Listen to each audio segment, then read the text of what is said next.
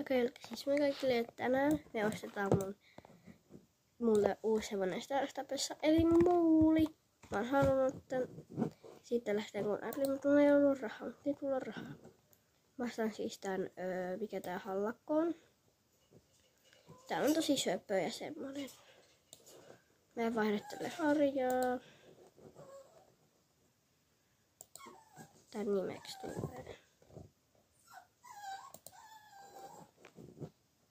Halla. Sitten kun mä löydän vielä sen täältä jostain ihmiskotista.